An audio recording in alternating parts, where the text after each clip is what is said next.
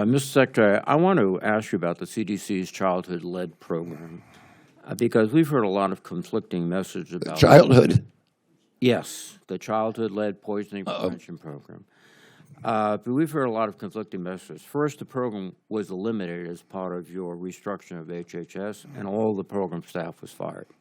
You suggested that that was a mistake and that the program will be brought back online.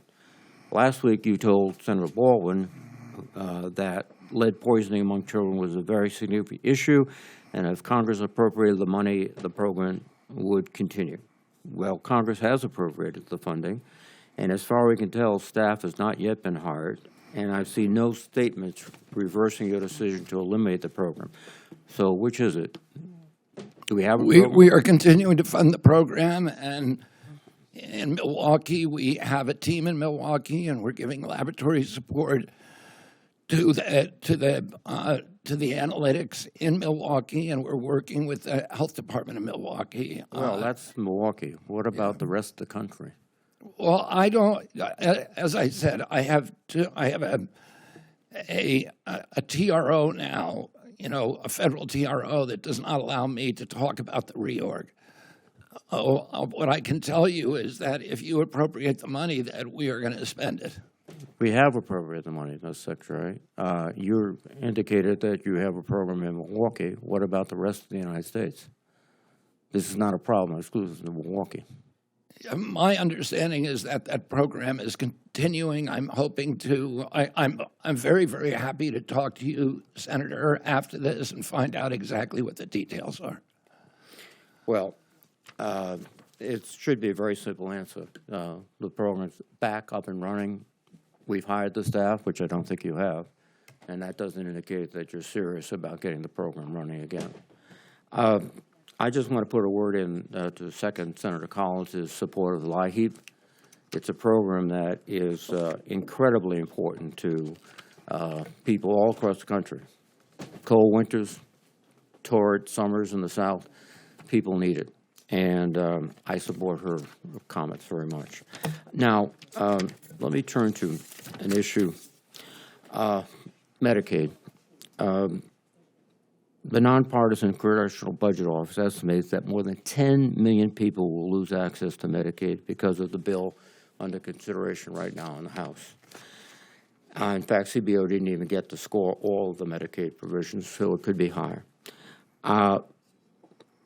But the consequence of that is millions of people losing Medicare will mean that many more people will go to the emergency rooms because they don't have a doctor.